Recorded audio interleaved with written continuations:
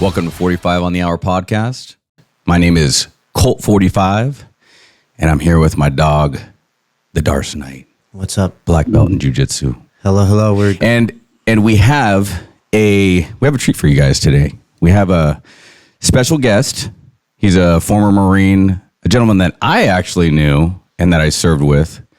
We're in the Security Force Battalion together. He was a Security Force Bubba. Just a great man, just great individual. I actually have been watching this guy grow over the last, 20 years maybe, since we've seen each other. He's doing some great things in the world, helping a lot of people out. I just really admired this guy. He's now a social worker and one of my good friends, Kenny Haynes. What's up, brother? Welcome to the podcast. What's up, bro? Hey, thank you. Appreciate it. It's good, man. Like we were talking earlier, 20 years. It's kind of unbelievable. It's crazy, Time man. flies by when you're having fun. I know, right? And I've been watching on Facebook. It's cool because you see all your Marine buddies and military buddies just kind of growing in their lives, and it's weird because the Marines have like a weird, uncharted thing. It's like just because we haven't talked in 20 years, we kind of pick up where we left off.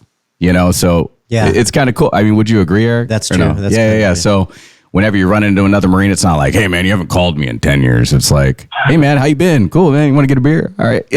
It's like, it's That's just cool. natural, right? Yeah. So it's a pretty cool day today. It's been hot outside, so I've been just kind of dwindling down to a little white beater here.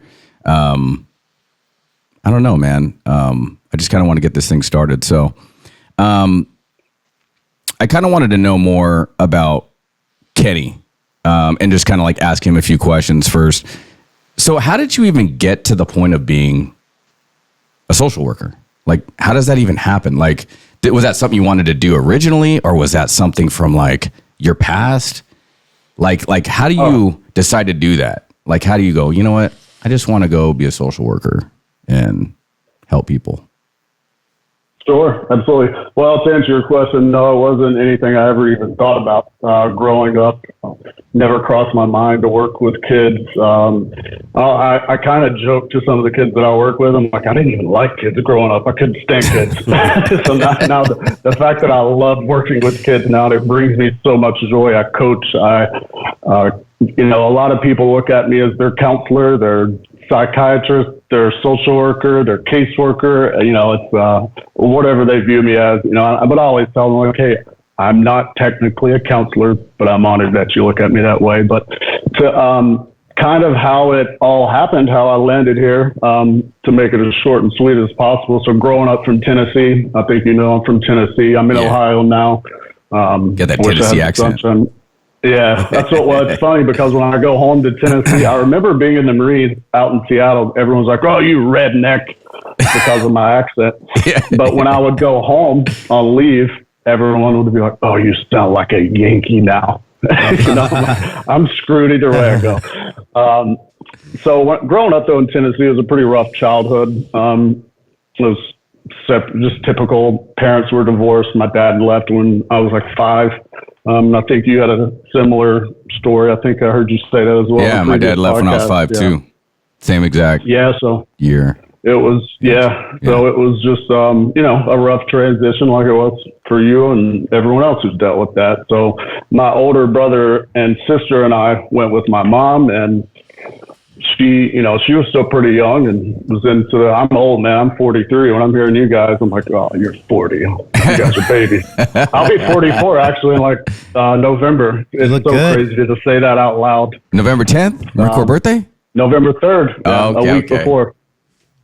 But yeah, so it was, my mom I was like believe it, I'm bald now, but I used to have the long hair, the 80s rock bands. Yeah. And my mom would go out and party, and she was young, right? And doing her thing, and which often led to me and my brother and sister being left at home, alone a lot to kind of fend for ourselves and just survive, really. Mm-hmm. And along the way, there was different, and this, I don't want to speak ill toward my mom, but it was rough. She would bring home it seemed like she had a different boyfriend every other month, and there was never any consistency. And I also dealt with every kind of abuse, neglect you could imagine, which ultimately filled me with a lot of rage. Yeah. And I always tell people, man, I was like a ticking time bomb. I was like just a ball of rage, and I would fight people, and I had so much anger to get out, and I would take it out on people who didn't cause it, And one of my favorite sayings in the world is, if you don't heal what hurt you, you'll bleed on people who didn't cut you. Wait, say that one more time. If you don't heal what hurt you, you'll bleed on people who didn't cut you. Dang, bro. Right? So I was bleeding on everyone who didn't cut me, right? Yeah. I was never healing. I didn't know how to heal. I never had people showing me. I didn't know what coping skills were or anger management. Now I run anger management groups, but I didn't know that as a kid. So it would come out as fighting, and I would get in fights in school, and I got expelled all the time. And it was I was 20 years old, high school dropout. And because I never went to school. I would, again, I didn't have parents at home making me go to school. So I would just lay out and smoke weed or play basketball or play video games and just be lazy. And what led to it, man, is it's kind of a crazy, and that's why like when people say, oh, it's just a coincidence. And I don't push God on people, but like there are no coincidences. Like everything in my life now, looking back on it, it's so obvious that it was God. He had his hand on me always, just like he does everyone. But again, I couldn't see that as that 20-year-old. I was just at 20 years old. I couldn't see that. I was sitting in my mom's apartment, and it was a hot summer day in Tennessee. I don't know if you've ever been to Tennessee, but hot and humid, really right? Hot and humid, and yeah. Mm-hmm. And I'm sitting in this apartment, and a Marine recruiter, Gunnery Sergeant Hall. If you're out there, Gunny Hall, I don't know, you probably are a first sergeant, sergeant major, went on to do great things. He was a great human. But he just randomly pulled up to my mom's apartment. And at first, it's kind of a funny story. I thought I was in trouble because it looked like a government official, the recruiter vehicle. I'm like, what'd I do? I was about to run. And I see this guy get out, and he has his dress blues on. And I'm like, what is this guy doing here? This is a mistake. I mean, it was just a completely random. He comes up and is like, hey, you want to have a conversation? And I think, if I recall, he was looking for someone else, but he went to the wrong place or something along those lines. But we ended up talking nonetheless for about 3 hours.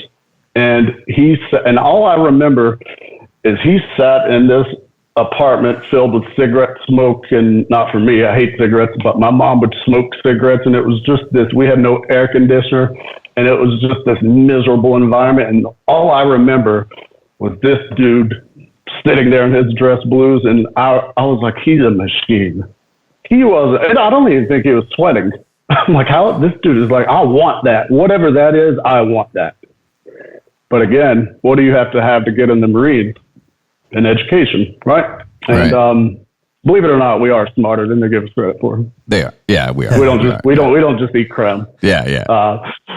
So man, I went to this adult education center, and I needed 6 credits or something. I went and got that school completed and took my diploma to the recruiter. And I remember him looking at me, and he thought I forged it. He's like, what? There's no way. Because he was thinking it was going to take a whole school year.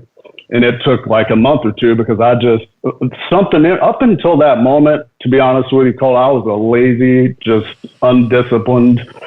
Lost. That's who I was. Right? You're just lost, right? Lost. And something was inside of me when I met with him that day, that I went to this adult education center, and there's no teachers there. I just had to do it on my own, and I hated school, and I still hate school, to be honest with you.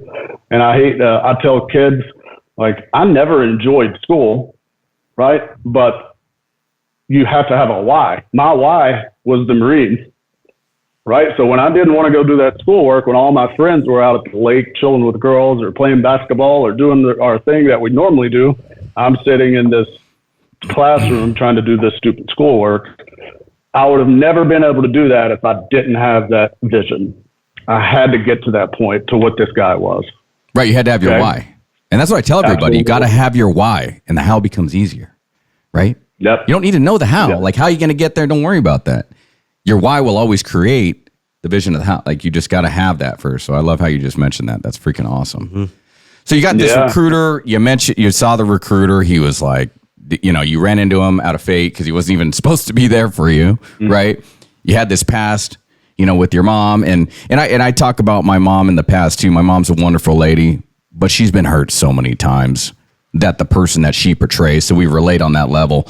My dad was transgender, and that was hard on her, and she ended up wanting a divorce around when I was 5, and used to wet the bed every day. And I remember just finally my dad was just like, he left, and mom was like, hey, he's gone, and he was actually, in downtown LA, dressing in women's clothes and stuff like that. It was crazy. And I didn't know that at the time. My mom used to hide it from me, and then she met another guy years later, and he ended up becoming a homosexual. He was gay, and she found that out, and I think it just like tore her apart. And then my mom kind of became this very withdrawn, non-emotional woman, and so I never had anyone teaching me about love. I remember rambling on to her in the middle of the night, like, Mom, I love you.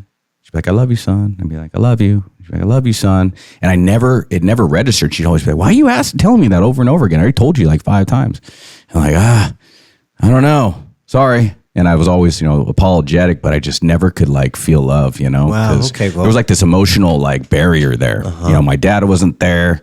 And then my mom was, just trying to make a living in a mobile home, just trying to barely get by. And, she was dating, and I was kicking dudes out every now and then at, 13 years old, bro, in my freaking Ninja Turtles underwear, bro. Hey, get out of here, bro. It's time to go. You went through it too, man.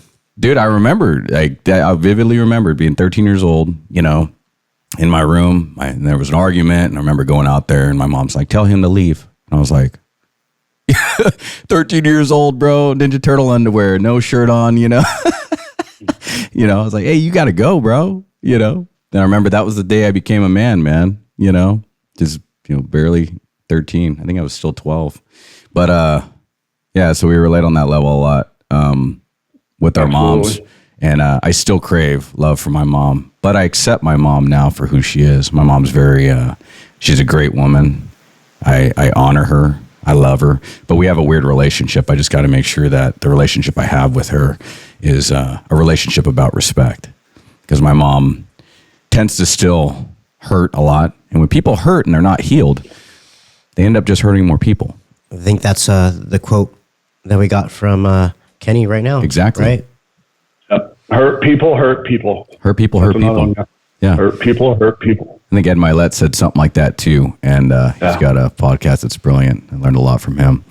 But yeah, man, when I relate to a lot of the things you're saying.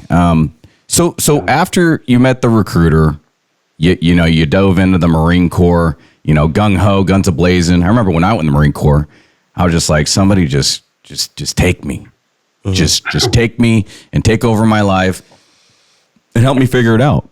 And at the end of that point, I was just so angry that I was just like, well, I'm too much of a coward to kill myself, so hopefully they'll just kill me. They'll just do it for me.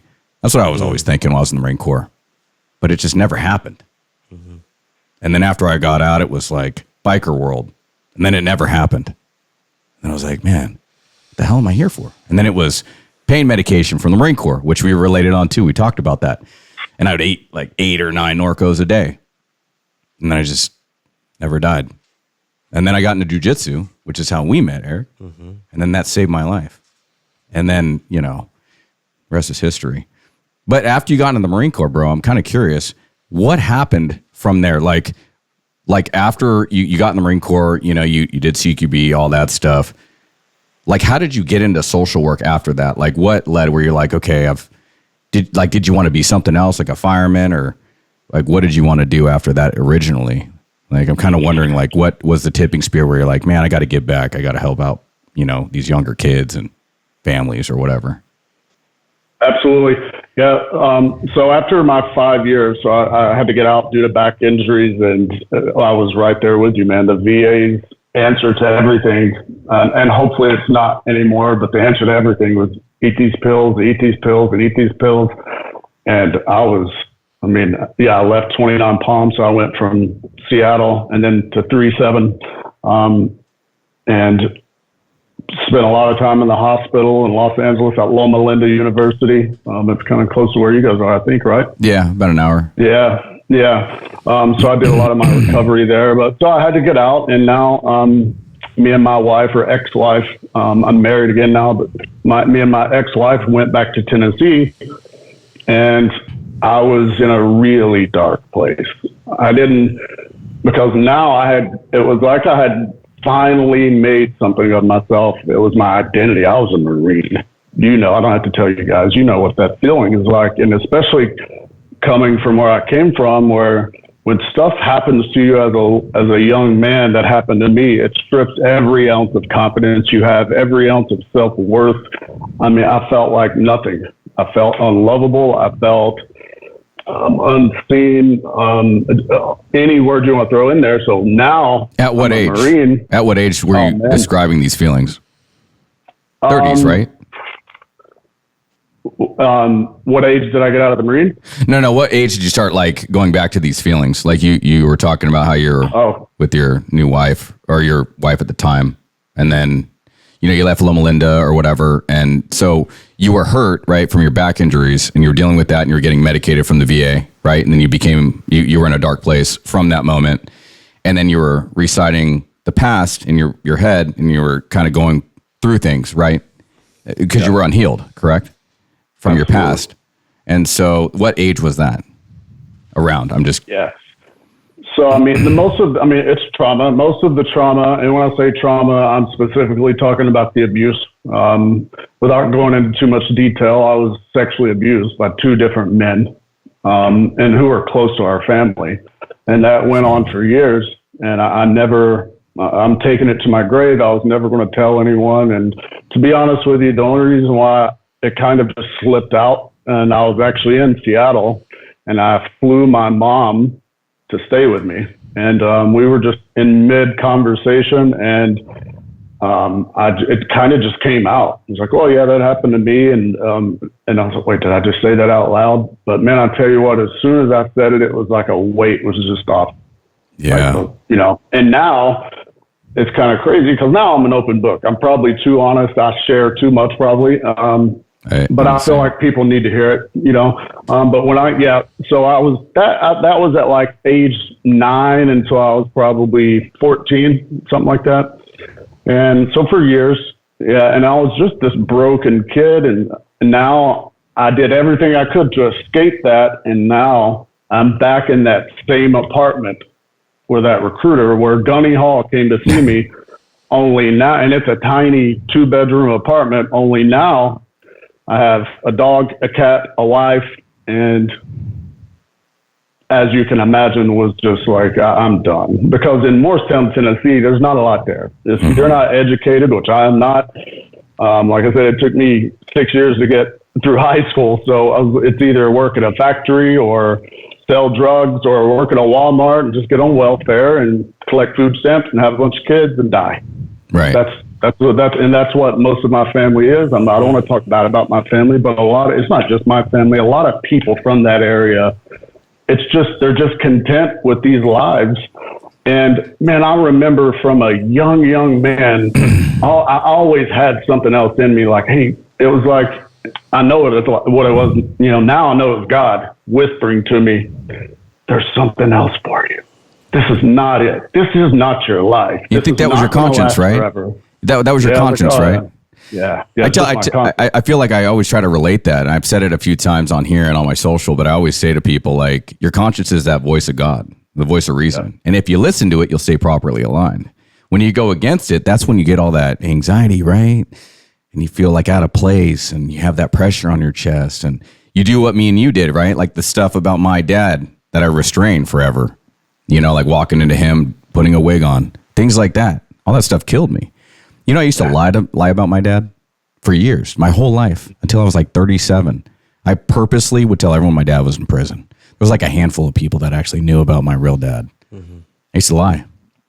And I lied because I was always afraid people would look at me and see this mimic of my dad. Like, oh, you're his son, so you must be just like him, right? No, hell no, I'm not like him. I'm a fucking man. I'm a man. I'm tough, bro. That was your defense. That was my defense, and it was an offense to me. So I would get angry, and that's why I would do all the dumb shit. Tattoos and whatever was wild and crazy to prove to you that I was the biggest, toughest, strongest man ever. No weakness. Biker, multiple motorcycle clubs, like living on the streets, Marine Corps, war, whatever. Anything that was like manly. Wow. But the crazy part is that's not who I am. Oh, it was all fake. Being tough is fake. That was never me. Mm-hmm. And it was like, I was down to do whatever. I was down to die with my brothers. I was down to, go do whatever it took to prove to other men that I was a real man. But at the end of the fucking day, it meant zero because that's just not who I was. I get you. So you live this facade forever that's fake. And you end up just becoming what everyone else wants you to be instead of what you actually want to be. And with that, it just does what to us, bro? It just kills us inside, right? Yeah. And so that's what I did until I was like literally 37, until I finally told the public, like, you're kind of like an open book like me. And I feel like we're the same because now I feel so comfortable talking about my dad. Like, I don't care what anyone thinks. I don't care what you think about my dad and me. Like, it doesn't bother me because that's the story. Yeah. And we all relate because life's a mirror, not a window, right? So everything that he feels, I probably feel the same. And that's what makes us human beings is that we can connect, I'm glad that you shared that with us. Hey, absolutely. And like I said, I never thought I'd feel comfortable sharing that with people. And I just want to acknowledge you, man, for everything that you're doing. Like, it's an incredible thing that you're doing. And I'm watching you also from afar. And it's awesome seeing the work that you're doing. And it's going to help a lot of people, And I don't know if have you ever heard of Inky Johnson? What was it? Inky Johnson? No. Should I look him up? You had to. Yeah, Inky Johnson. Oh, here we go. He was a football player at UT, and now he's a motivational speaker. But he said something one time that it just clicked because people would always ask me like, "Hey, you should tell your story, and you should tell your story." I'm like, "Well, I don't want to do that. I don't even like talking in front of 3 people. I can't stand up in front of a bunch of strangers and tell them I was sexually abused. Are you crazy?" And he said something one time, and man, it really clicked. He said, you're kind of being selfish. And it's like, well, why is that selfish? Because what if somebody in that crowd needs to hear your story? Even if it's just, if you're talking to 100 people, and now I speak at churches, I speak to sports teams, I speak at jails and prisons, and there might be 100 people there, and 99 of them could be like, oh, this is so boring. But if there's one person in that crowd who takes it in, and you could impact their life, there's nothing more valuable than that. You can change someone's life by sharing those deepest, darkest secrets that you thought you were going to take to your grave and that you were ashamed of. And I think your guy Ed Milet said it, you're most qualified to help the person you used to be. Correct. And that's it now. When I sit down in front of a kid now, and sorry, my ADD brain's off. I'll get back to why I became a social worker. No, you're good, bro. Just ramble, man. I love it. I'm enjoying it. Kid, man, and I meet a kid who's dealing with some of the things that I've dealt with. When I look at them and say, "Hey, I understand what you're going through," they can see that I feel it. Right? I've walked in your shoes. I've lived that exact life that you're living. They can tell that I'm not speaking to them through some college course that I took. I'm speaking to you from life. I've lived it, right? I've had that exact life. And that instantly gets me on their level, and it helps them feel safe. And a lot of times I'm the only person in that kid's life who they can trust and who they know they can depend on.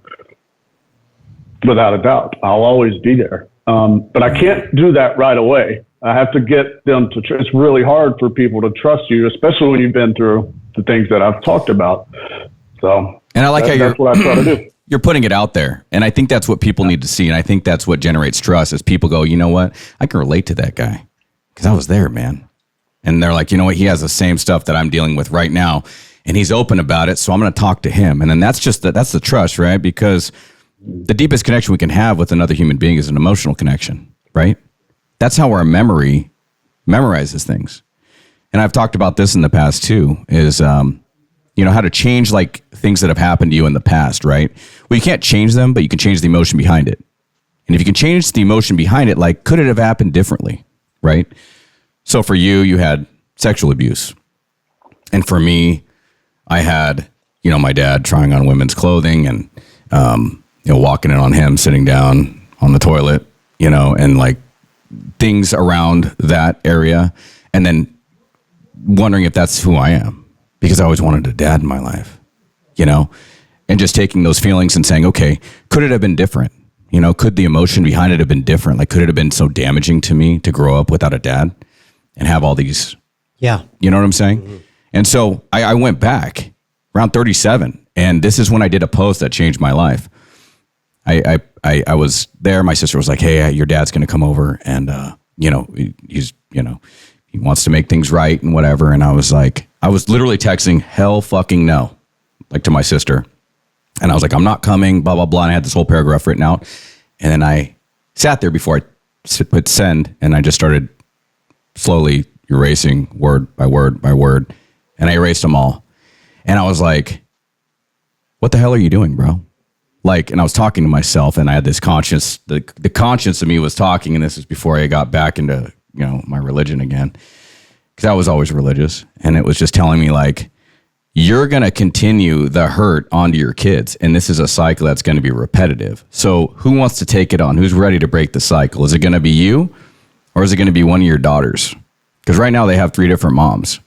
And right now your structure isn't 100% safe. So what are you going to do? And I was like, you know what? Fuck that. Because you say that you love your family so much. So why don't you break that cycle? If you love them so much, then sacrifice yourself. So I said, you know what? I'm just going to sacrifice myself right now. And I did it. And I just fucking deleted the whole message. And I was like, absolutely. I'll see Lisa when she gets there. And my dad, mind you, has like breasts and is completely changed, has long hair, looks nothing like a man anymore.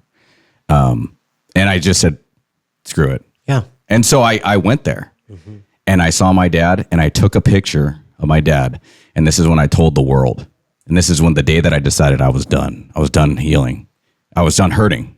And I wanted to heal. And I took a picture with my dad, looking the way he did, or she did, and I posted it. And I just said, I don't care anymore. I'm tired of lying. I'm tired of hurting. I'm tired of crying. And this is it. My kids are going to heal from this. I'm going to accept my life the way it is, and I'm not going to change people anymore. I'm not going to control people anymore. And I'm not going to hurt anymore. And I'm done with this shit. And I did. And I posted the picture, and it got shared, I think, a few hundred times. There's thousands of likes. I wrote this long message, and I basically put, this is Lisa, but a long time ago, it was my father. And that was the start of the message. And that message released every single ounce of hate I ever had. And I literally got into and then I just got into like self-healing and everything after that, trying to figure it out, because I had like mad anxiety that I was overcoming. And yeah, so here we are. It's crazy. But it's crazy how everything turns out, And like how you turn into a social worker to kind of like start healing kids that were in that boat. I just wish, I don't know if you can relate to this, but I wish someone taught me about emotions and thoughts. Like, you have to control your thoughts. And you can't just let your brain run rampant. Yeah. And I wish someone would have taught me that, because everyone teaches you, like in high school, you probably relate. Like, people teach you, like, hey, you can go drive a car. Here's your driver's license. We want to teach you how to, write a checkbook out or whatever. But no one teaches you how to think and like to be aware of your thoughts. And I think that's probably the number one thing that we can all understand, But absolutely, that's crazy, man. That's a crazy story. Yeah, it's one of the reasons why I like going into schools, because they're not hearing that sort of stuff. So what do you talk about? Intentions and I talk about emotions and why it's like. For example, I went to a school, and they had a random acts of kindness club. Right. And the principal asked if I would come there and speak. I spoke to them about bullying, a wide variety of things, but there's like the random acts of kindness and why, like, your words, can have impact. And now the thing is like send group text to each other, and that's how kids are getting bullied. And like, at least when I was in school, we didn't have cell phones, right? So you might get bullied at school, but at least you could kind of take a break. Now there's no break for these kids. It's nonstop, right? I'm not envious of these kids at all. The stuff they have, the amount of pressure that they're under, and it's just this fake world that they live in with these cell phones. And well, if they have more likes than me, and I've got to post this crazy video or show more skin so I can have as many likes, it's a sickness. And I mean, I speak about a wide variety of things to answer your question, but so let me rewind a little bit, man. When I was in those, feeling sorry for myself, right? Super depressed and suicidal, and kind of like you, I never could get the courage to do it. I've sat in my house numerous times with my pistol, drinking. I would try to get so drunk that would help me get the courage.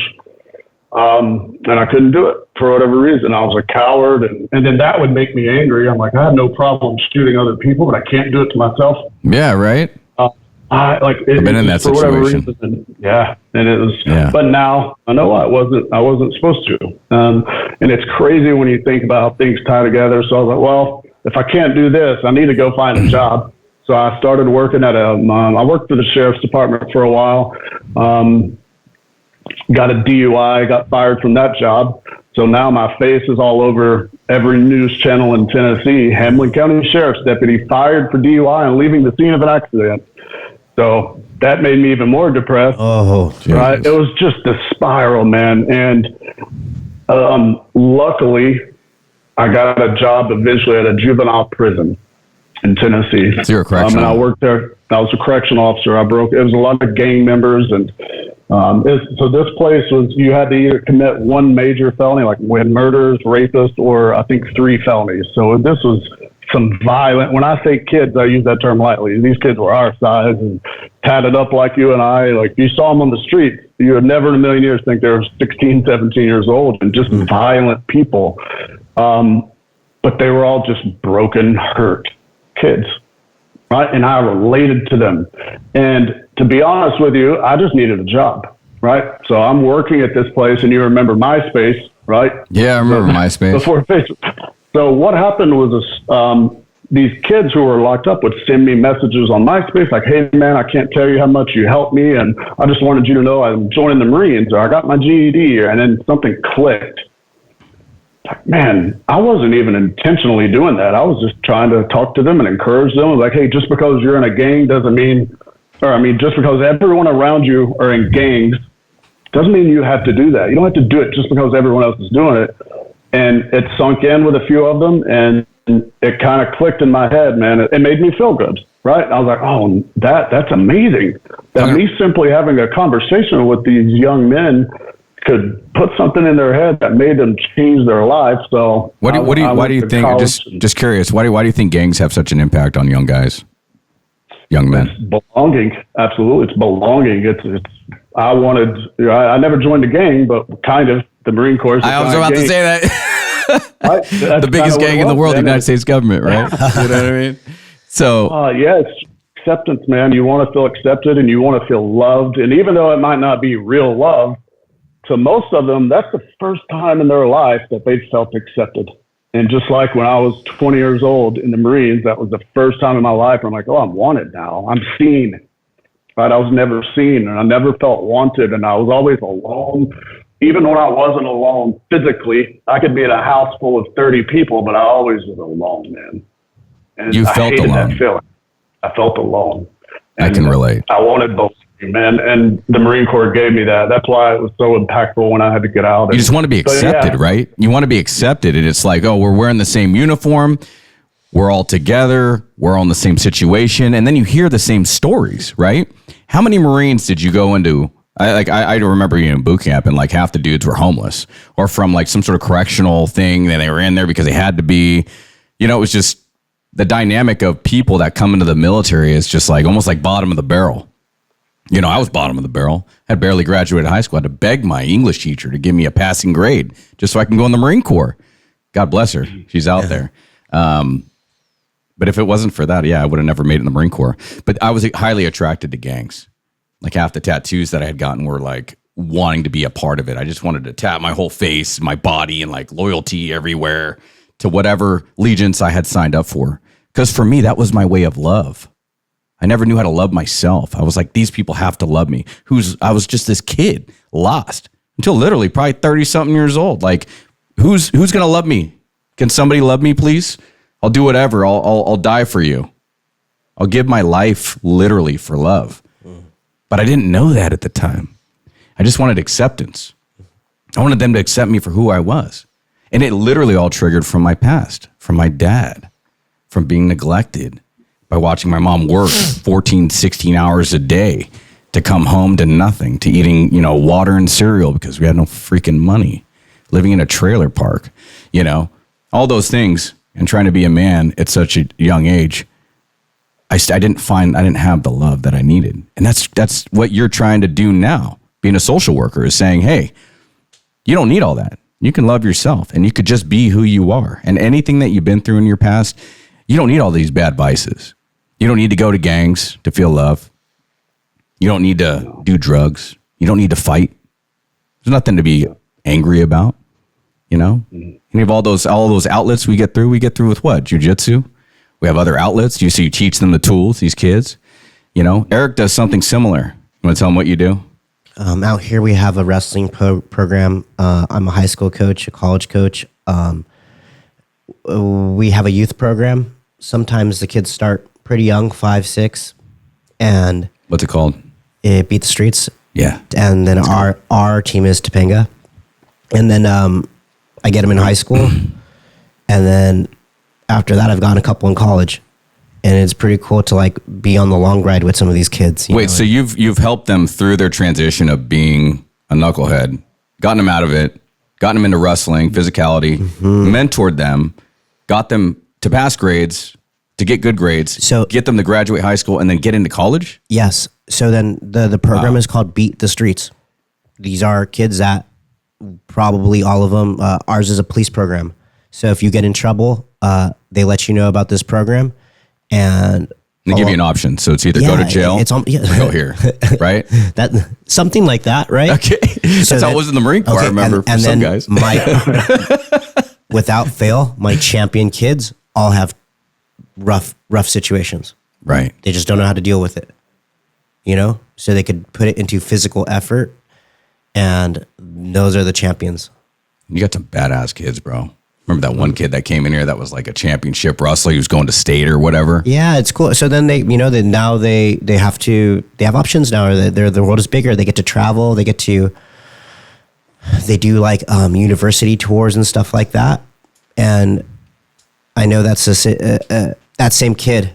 A couple years later, the direction of his life changed. But it took a combination of like something different. Being part of a big group. Everybody working hard. That's infectious, and hope. Yeah. They need hope. Hope. Yeah. Cool. And you know what the biggest trait that we all have together, all three of us? Like we all come from completely different backgrounds, right? Like literally, it looks like we're completely different people, but we're all the same type of people. We got Marine Corps, we got jiu-jitsu in common. We got a lot of cool things in common, past histories and stuff like that. But the number one thing that we all have in common is leadership, right? The Marine Corps taught me confidence. And that's that aura is just, I think that's the most important thing is confidence and leadership. Because if you have that, then you can teach it to somebody else. Authenticity. Right. Because I think that what most young men lack in these day and age, right? And I don't know if it's just like a timing thing or whatever, but they just lack confidence.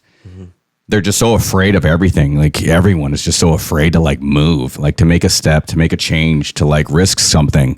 Everyone just wants to stay in their hole and like just go, okay, I can't do anything because I'm afraid of this or that, or what if this or what if that, Even my own oldest daughter, she's in the same boat. And you lead by example, right? And that's why other people want to follow because people are attracted to what they want to become the most, right? And so Kenny shows that with his, coaching the younger children and, social work. And then you do that with your Beat the Streets. And hopefully I'll do that by, getting you all together. That's my gift. My gift is bringing people together and finding the good in people and helping people find that within themselves. You know what I'm saying? Yeah. It's been powerful, man. That's incredible. That's an awesome program you guys have.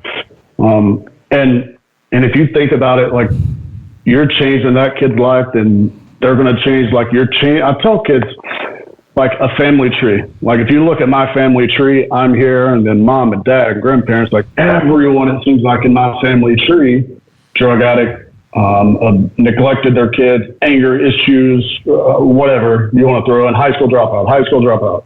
I think I was the first person in my family to graduate high school, not college, high school. Holy crap, man. And now under me, I may be wrong, but most people did not graduate. Mm-hmm. And now under me is my two sons, Camden and Landon. They're never going to know what it's like to live what I lived because I stopped it. Someone has to stop it. I love that. And anyone can be that person. Someone has to break the cycle, right, bro? Who haven't even been born yet. Yeah. My great-great-grandkids, they're not going to know me. And you want to know something crazy? Watch this, Colt. Do you know your great-grandparents' names? Great-grandpa, yeah. Yeah, I do. Yeah. My great-grandpa lived till he was like 90-something. but I see most people don't. Right, they don't. Most people have no idea. If you ask them, what's your great-grandparents' name, they couldn't tell you to save their life. That's kind of crazy if you think about it. It's only a few generations. So my great-grandkids probably won't know my name, but what they will know is that they have a completely different life because I made a decision. I made a decision that I will not pass this along to my kids, right? And August 1st will be 10 years since I've been clean from the pain medication. And it was, man, when my son came into the world, it was a game changer, right? I was like, I can't, man. I know what it's like to grow up without a dad. He didn't ask to be born into this. He will not grow up without a father. And hey, I make mistakes. I raise my voice when I shouldn't, but I own it. And if I have an incident with my kids and I yell at them and I feel so terrible, man, and I mean, it'll eat at me all day. And I'll sit them down. I can't wait for them to get off the bus. And so I can apologize, like, hey, your dad shouldn't speak to you that way. It doesn't matter what you did. And you'll have some parents who will try to rationalize what, like, no, you should not speak to your kid that way. Well, if they wouldn't have done it, no. Stop speaking to your kid that way. And that's what I tell my son. I'm like, hey, your dad has a lot of work to do, right? I'm an open book with them. I have a lot of work to do, and I'm doing it because I love you, and that's what you guys mean to me. You deserve the best version of me, and that's what I'm going to give you. I love that. I'm going to make mistakes, but that's what you deserve. I'm going to give that to you. I like how you just mentioned that again. Like, I've said this a few times, but I just want to reiterate it again, and you just touched on it, is you want to give the best version of you, right? Yeah. Because if there's people out there thinking, man, I can't change, man. My life's a shit show, dude. I got this going on. I'm a drug addict. I got drinking problems. I got this. I got that. I got all these things that have happened to me. I was molested. I was raped, whatever. Okay. All those things hurt. And it's almost nearly impossible to heal in someone's eyes that doesn't understand the feeling of feeling healed. Like you're never going to be 100% healed, right? Never, until you go back and you change the emotion, right? But what you can do. It's a lifelong process, man. It is, right? And you learn that. Yeah. You know, and we've all learned that. Yeah, I go to counseling every week. I go every week, and I love it. You're right, and I think everyone should. And it's not, when I go there, I don't need him to tell me what to do. I do this for a living. It's good to just vent sometimes and get release. You need to release all this stuff that's in you. You can't just keep it in. It's trauma. When that trauma happens to you, especially as a young kid, it enters your central nervous system and it's literally stuck until you process it and deal with it. And if you don't do that, you grow up and every time somebody brushes up against that trauma, explosion, right? Just like me in the Marine, fighting in bars. I was kicked out of every bar in Seattle. I cheated on every woman I've ever been with other than my wife now. And I'm embarrassed to say that, but I was craving validation. I needed to be accepted. I didn't want to be with those women. It had nothing to do with wanting to be with them. I wanted to be wanted. So every time I would get these big muscles and go out to these clubs and get hit on, I wanted that feeling, right? I wanted to feel loved. I didn't care how I got it, right? But as I know now, that's not the way to go about doing it. And now, and I have everything I need. But God bless my wife. She's an angel. There's no way she should have stuck by me, and the stuff that I put that woman through, and it's incredible. I don't know why she's here, to be honest with you. It's because she loves you. She is, and I'm thankful. And yeah, she always said she always saw something in me I didn't see in myself. And I think they call it imposter syndrome, right? And I feel like I have this voice that's like if I'm in a meeting, who do you think you are? You're a piece of shit. You're just this abused child who no one loved and cared about. But then there's this side, like, no, you're this big, tough Marine who can go through anything and who has overcome tattooed across his chest. No, you're not. You're a fake. You're a phony. It's like a tug of war, man, that I go through daily, to be honest with you. But I used to always give in to that voice, and I used to always listen to it, and I'm like, well, I guess I am just a piece of shit. No, you're not. You're not your mistakes. We label ourselves like, well, I used to be a drug addict, or I used to do this, and I used to cheat on people, and that's just who I am. No, it's not. I think Joe Rogan said it. You are not your mistakes. You're not the worst mistake you ever made in your life. This is who you are, sitting right here, right? You're not defined by that. Free yourself. And it took me a long time to get through that. And you can change who you are at any time. The story's not left unwritten. You're still writing your story, right? Yep. And let's make a freaking awesome ending for it. That's what I tell everybody. Yeah. Like, you had this crazy past with this amazing story. But like, let's talk about the ending, right? Let's talk about what the ending's going to look like. And I like how you touched on that. Yeah. And you had mentioned a few things. The number one thing I want to talk about, guys, is make the best version of yourself for your family. Okay. Find your why, right? And then don't worry about the how you're going to change, how you're going to do it. Just focus on your why. And for me, that why is my kids. It's my family, right? Kenny's illustrated that a lot. And everything you've talked about, brother. Just to give the viewers something before we cut out. If there's someone out there that's struggling with love, which is honestly, I think, the number one healer for everything, and they can't find it, they don't think they have it, what do you suggest they do? They're listening right now, and you have one chance, and they're at the end of their ropes, and they don't know what to do. How do they feel love? And I mean, for me personally, it's, I always go back, to God foremost, like above all, it's God, right? God loves you. Even if you don't believe in God, he loves you so much. Amen. And he will never abandon you. So all those times I thought I was alone as that young little Kenny, I was never alone. Even in the darkest moments, he was right there with me. And I'm not saying, you'll hear people say sometimes, well, if God loved you, why would he let that happen to a kid? Like, he gives you strength to make it through things. I'm not saying God makes all this bad stuff happen, but he absolutely will get you through it, and you can lean on him. And that's always been my anchor. But I respect people's beliefs, and not everyone believes how I believe. But I would say, finding a purpose, man. If I can't do it, like, I don't feel like doing things a lot of times. I'm a naturally lazy person. But when I don't feel like doing it, I think of Camden and Landon and my amazing wife. If I can't do it for myself, I'll do it for them. That's my why. You have to find that, because life is going to hit you with some really hard things. And if you don't have something to lean on and a purpose, it breaks most people. And I think Inky Johnson said it best. When things break you, it's not the thing that happened. What breaks most people is that you didn't prepare for it, right? You didn't even think about the fact that you could be broken. Life will make you forget why you started doing something in the first place, right? Don't ever let life make you forget why you started doing it to begin with, right? I love that. That's what I do. Thank you. Absolutely. Focus on your why, guys, and the how will appear. I love that. Just remember, guys, if you're ever feeling unloved, okay, love is the cure for everything. If you ever feel unloved, just realize that whatever you feel inside, give the opposite, okay? So if you feel hate, if you feel discontent, if you feel depressed, you have anxiety, give the opposite, complete opposite of what that is. Try, do one thing that can push you towards the feeling of what you need to feel. Kenny, it was great talking to you, brother.